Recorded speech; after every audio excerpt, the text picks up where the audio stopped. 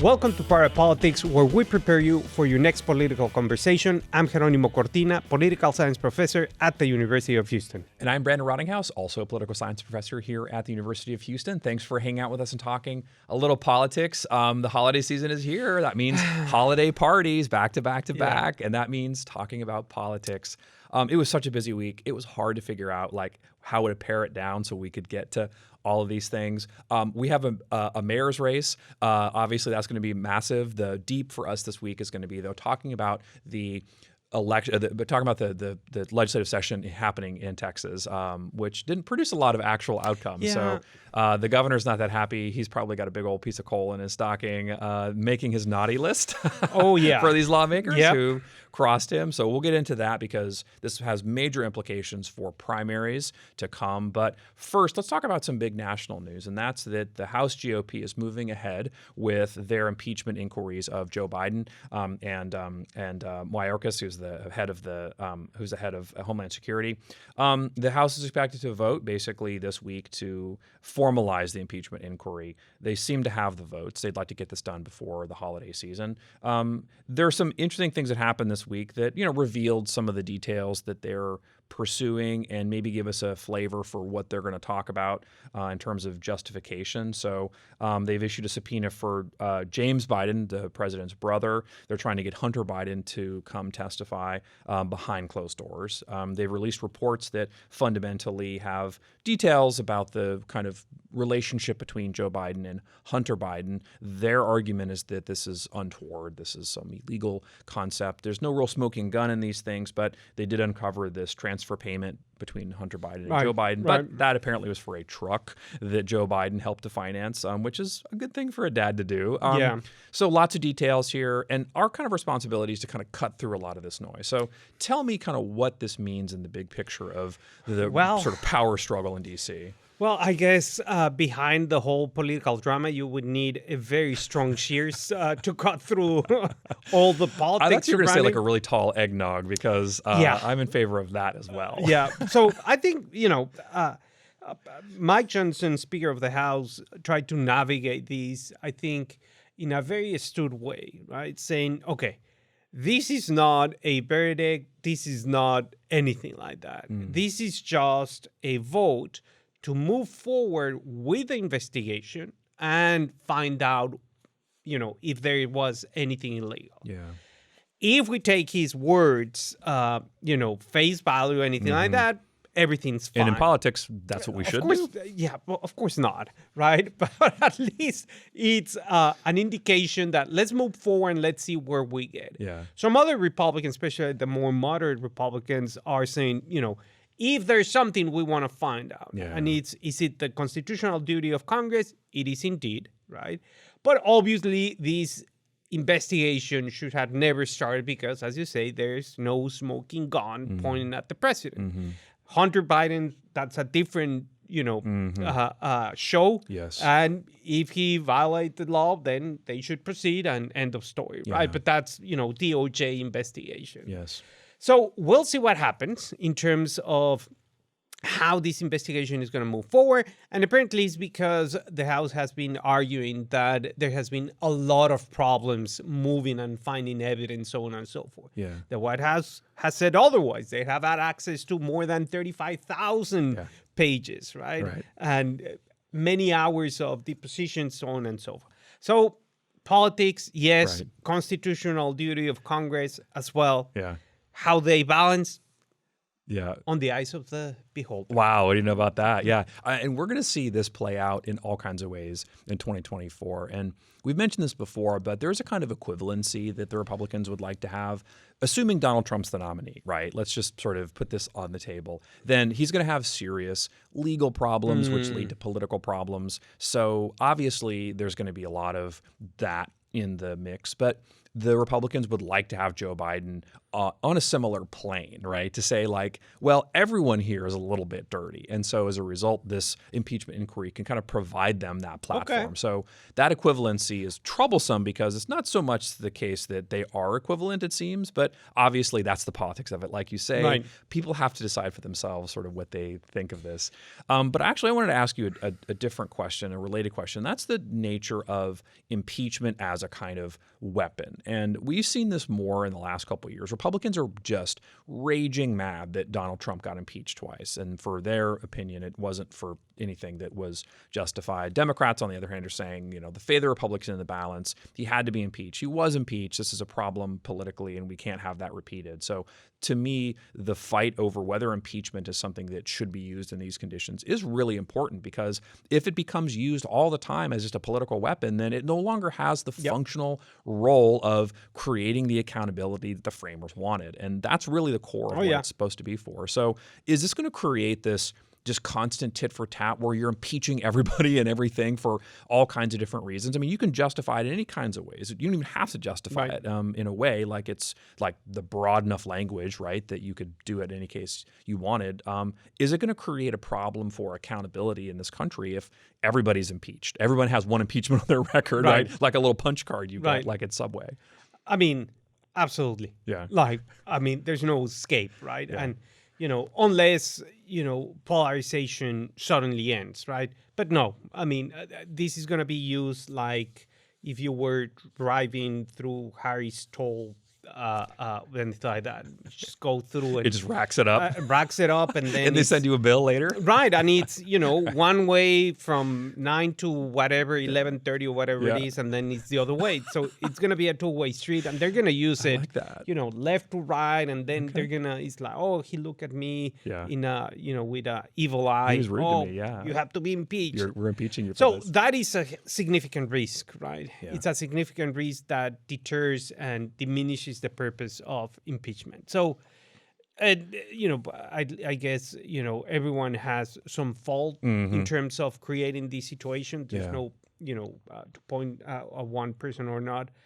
So, Well, speaking of creating the situation, a lot of Republicans point to Liz Cheney as part of the reason that Donald Trump got his impeachment. And so she was very vocal this week because of a new book that she has out that she might run for president. That's been, in her mind, the way that they solve the Donald Trump problem. Basically, she makes him lose. And if she ran for president as an independent, she would get probably enough Republican votes that it would probably cripple his chances in some key states and therefore really hurt his potential to be president. So what do you think of this as a strategy? I mean, I don't think there's any case, any scenario, any kind of strategy where she could really win, but the fact that she's a kind of Republican on the outs is going to attract a lot of support. The fact that she's a female candidate is going to get her like a lot of support, especially if we see this gender gap rise. Now, we don't know everything about sort of her positions on a bunch of national issues that drive the discussion these days, but for sure it's the case that she is a built-in constituency that could really hurt Donald Trump. So how do you see this playing out in the long run? Well, initially, we haven't had any indication that she's moving to register in the ballot in some states. These registration starts as early as March of next year, and we're like a month away from Iowa. So it's complicated to get that registration. That's one. Two, any fundraising, we have no idea. We have no idea if there is, a political strategist, if she has a ground game operation or not. So there's a lot of questions, right? The question is if the threat could have significant movement and implications, especially within the GOP primary candidate, right? AKA Governor Christie, right? That some voices these weeks said, like, probably you should move aside, let Nikki Haley take it from here. Maybe, Ravish one is like let's run together. Exactly. Just, I want to be part of the team. Right. So, it's just a lot of questions. Indeed, it could have a lot of potential implications for Trump, but also for Biden, right? She could also siphon some votes away from President Biden, those Republicans, moderate Republicans that would never vote for Trump. Good point, Now they have an option to vote for, and that could cripple. So actually could help Donald Trump if he gets nominated to win the presidential election. Right? Interesting. That's a good point. Yeah. So we'll see this play out. She said she's going to make a decision in a few months. And obviously time is of the essence here because, politics waits for nobody. Yep. But actually, in between the time where we started the show and now, I figured out what I'm going to get you for Christmas. Okay. And that's going to be a cameo from one representative, former representative, George Santos. For $350. You too. 350? Now it's up to $350. It started at like $50, and then it went up preceding the couple of days he was on because it's been such a popular thing. Really? It's amazing. And actually, the funny thing about this is that John Fetterman, Senator Fetterman from Pennsylvania, sent who he called ethically challenged to Bob Menendez a cameo from George Santos. No. Saying that, here's how you exit Congress gracefully. I'm not sure he knows that well, but for $350, you can get him to provide a message. So I'm actually strongly considering getting a message from him to you. What he'll say yet, I don't know. I need to think about that. But I'd be something along the lines of Merry Christmas, I suppose. So we shall see. But let me ask you this. What do you think about this? I mean, we talked about this last week. George Santos expunged from Congress. Obviously, the politics around this are interesting and bizarre because there's so many laws that he's potentially broken. He's under indictment for these things. What does it say about the political system where like you exit Congress and immediately you're on Cameo doing these 30-second ads for people? Well, first of all, I think Kafka would die if we, or it's revolving in his grave just to see like what the hell is going on. Like no science fiction novel could predict this thing. That's one thing. Right. The other one is, and you are an expert on scandals, right? Indeed. It's like, remember those times that you did something like that, then you dig a hole in the ground and just crawl over and just disappear. Hide completely. Great point, yeah. But apparently now it's like, whatever. That's actually a brilliant point. Like they embrace it, right? And honestly, being that celebrity, even after a scandal, provides you with a base. It provides you with attention. Absolutely. And I think honestly, to me, so much of politics now is just a show, and it's about the celebrity part of it. And so, not surprisingly, you're seeing very little get done in Congress, very little gets done in Texas, in the House and Senate. So obviously, I think this is symptomatic of a bunch of this, but it is hilarious. And so be on the lookout in your email box for a message from Representative Santos. But let's talk more about what's going on in D.C. Obviously, you know that our junior senator from the state of Texas is Ted Cruz, but his legal name is Senator Rafael Edward Cruz. Correct. He's actually introduced a bill, though, that some people say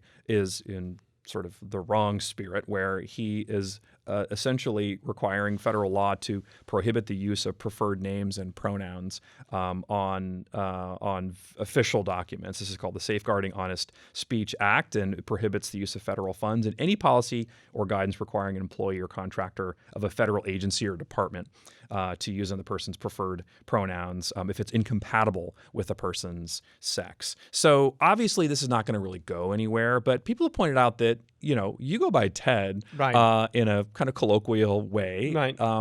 Is it misleading? Is it ironic? What would you say about how this plays out? So Senator Cruz said that it's not that you would have to call him X, Y, or Z. It's just the federal government making you, refer to a person according to what that person wants them They're preferred, to call them or something like it's complicated. Complicated. So what he said is like, the federal government, and he tweeted or X'd or whatever X'd. that, the federal government would prohibit a person calling him Ted or calling him, he used other examples or something like that. Yeah. So that means that from now we can call Rafa. Okay, good. Rafa. Senator like Rafa. And he would be fine with it. Senator Rafa. Yeah, because his name is Rafael. There you go. The I like meaning of Rafael is Rafa. I think it's perfect. Because then the other way is like Edward, it's Ted, but that's a middle name. I see. So it's, Rafa, it's fine. I Senator gotcha. Rafa. It gets complicated. Yeah. It gets complicated. Yeah, obviously this is not going to go anywhere in a Democratic Senate. And the fact that they're not really doing much at all in terms of legislating certainly suggests that this isn't going to go anywhere. But the kind of grievance politics of this continues. And I think it's just a signal that this is not going to go away. This is going to be the kind of thing that is going to be used as a wedge issue going into 2024. But it's very dangerous to use it as a wedge issue because, for the older folk, right? Some of them may agree, some of them, may completely disagree. Some of them think it's ridiculous. Some of them don't simply care. Some of them embrace it, right? So over there, I think it's clear. But for, younger millennials, for Gen Zs or that kind of stuff, they see it as a kind of disrespectful act if you don't refer to a person according to their preferred pronouns, right? Good point. So that could create a wedge with a big chunk of the electorate. And that big chunk of the electorate may be motivated for something that they see, as you say, a grievance against them. Right. If we're talking about, foreign policy in Azerbaijan, younger folk may be like, whatever. Right? Yeah. Eyes glaze over. Like, okay. Sure. You're capping, right? Or something like that. But, something that is within their very own identity, that could be something very... So it's playing with matches, with an open kind of gas next to you and just like saying like, okay, let's see if we can throw a match inside the can. Right? No, you're right. And it's worth reminding Senator Rafa Cruz that he's up for re-election and Texas is a state in transition. You're seeing a lot of young people politically very active. So this is the kind of thing that might ignite that tinderbox. So we'll track this as it goes on. But we should talk about Texas. This is Party Politics. This is Jeronimo Cortina. I'm Brandon Rottinghaus. The big news of the week is that the fourth special session ended in kind of a cluttery, like unhappy, very unfriendly, very kind of holiday spirit way. They had adjourned sine die for the end of this session. The speaker and the lieutenant governor are fighting about who's to blame for the fact that things didn't go the governor's way. The governor's not pleased. As I said, he's probably making his naughty list. Many issues, including the school choice issue that he wanted to have on the agenda, did not get to his desk. Neither did teacher pay or increasing the public school student allotment. 2 border security bills did, but obviously the governor didn't get all of what he wanted. So either he kind of made Santa Claus mad or he simply can't get his party together. Which do you think it is? I think it's a little bit of both. Right? Okay. I mean, the Republican Party in Texas is clearly divided. Right? I mean, and it's I think that we're moving a little bit faster than the national GOP, but the real issues are happening here first in Texas, and that division is very clear. And it's a division that is, people with power within the GOP are openly fighting about issues and how to conduct government and how to govern. On some stuff, they're unified, right? Immigration issues, border security issues, they tend to be pretty unified. But school choice has divided them. And I think the governor recognized, there's no reason to do this again, especially given the timing. And he's content to kind of fight this out in the election space, right? That's coming up. Primaries are on their way. We're going to spend some time next week talking more about the primary process and about sort of the governor's role in it. But it's just a kind of preview here to say that he's going to back people who supported him on school choice. Do you think it's going to work? I don't know, but given what we have seen before, when the governor has backed up primary challenges, right? He has a mixed record. In some cases, he has not won, especially in those very open confrontations, right? And then the other question is a substantial question, right? What is the role of the legislative branch? And the role of the legislative branch is to be a balance, right, with the executive branch. And obviously the judicial branch. I see. Don't forget about the people in the robes. I like that, but I don't think that's the way the governor sees it. The governor thinks you're doing the way that you should do what I want you to do, right? But then is, okay, what are we playing? Right? So either we ascribe by the rules of democracy, right? And where each representative has their own right to represent their constituents the way that he sees it. That's why we have a representative democracy, right? Because that representative interprets what their constituents want and then enacts them. So to me, it's working perfectly. Yeah. Right? It seems good. like it's going well. It's good in terms of that, right? But if the government wants to impose his views or anything like that, that's not how it works. Yeah. You have to give them something. And what they're giving is, okay, we can do this thing, but we need X, Y, and Z. And especially, Republicans from rural areas. And it's so basic. We have said it so many times.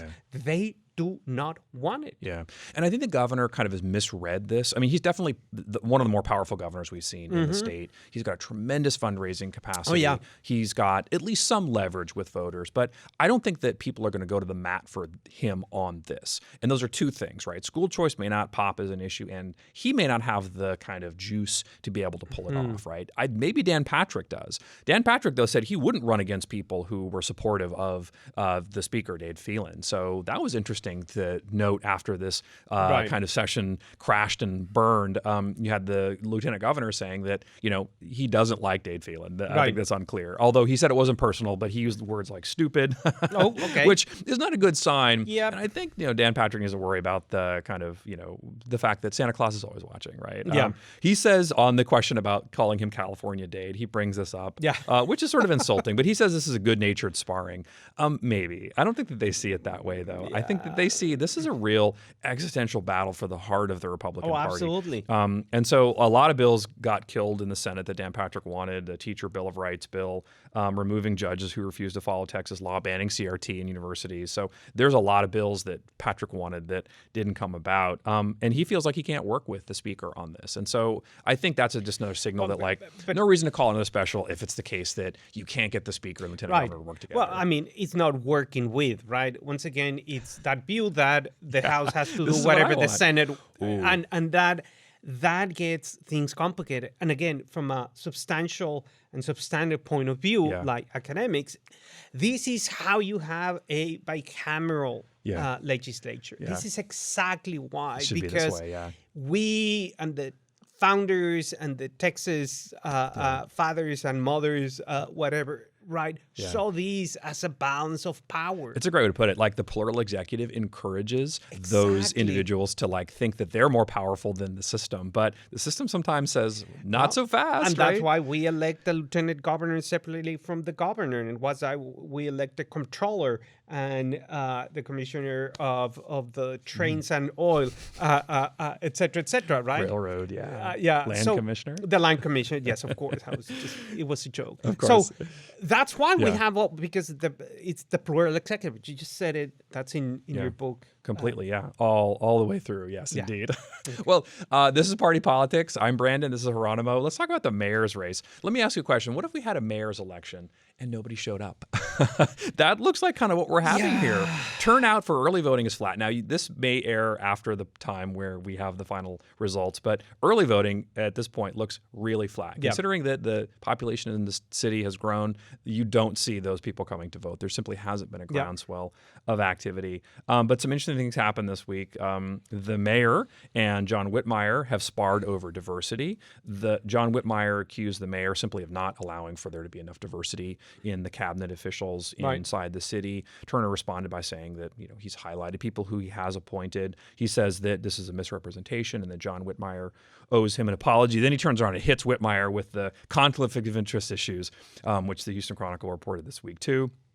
My impression here is that the mayor is running a better campaign against John Whitmire than Sheila Jackson Lee is. What do you think? Well, I mean, I think that it's just a campaign that hasn't gotten fired in any shape or form, right? And we saw that since the general election. There is a lot of appetite from candidates to run, as we saw in the general election, a lot of people running. But in this one is, it's kind of something that we have expected. But to be fair, is within the parameters that we have seen in other runoffs, right? It's nothing, out of the norm. That's a good point. Yeah, like it's not that different, but it's also not better, and you'd expect it to be a little bit better. Part of the reason is that John Whitmire has had a significant lead since the start, and he's also spent something like $12 million to make this happen, and no one has really come to Sheila Jackson Lee's aid, so that's been a real, I think, interesting dynamic here. Now, when this is all said and done, we'll wrap this up and talk more about how this shapes up in the way that it's going to affect Houston. But this has been an election that simply hasn't really, as you say, kind of caught the voters' attention.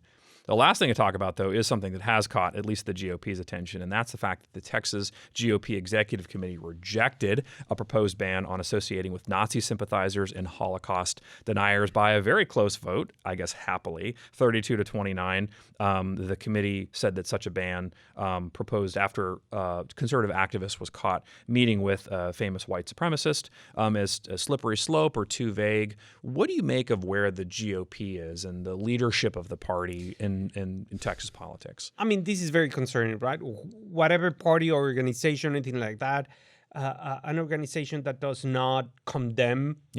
This seems like an easy yes. Like, yes, absolutely. Disassociate. It's like, why are you making these problems? It's bad. Anyone that does not condemn association with white supremacists is like, what's the logic? I guess the good news is that the vote was sort of close, but the fact that there have been these allegations and this is obviously an ongoing political problem means that the GOP still hasn't sorted out where it is. And that's going to play out in primaries because this is going to be, I think, the most upfront kind of story where you've got the traditional moderate kind of, I don't know, mainstream Republicans who are saying this is too far. We have to stem this tide. And at this point, they're really not. So the wound is still pretty open and very fresh. Oh, yeah. And this is going to be something that we're going to see play out in ugly ways in primaries. Oh, absolutely. And we're going to continue with that next week because we're going to talk about the primaries. So this is going to be a very good point. But the other issue here is that, you have to condemn these things. Yes. I mean, there is no justification and there is no way to basically focus on questioning if it's too vague or not. But that's going to be a question that we're going to address next week. I'm Jeronimo Cortina. And I'm Rottinghaus. The conversation keeps up next week.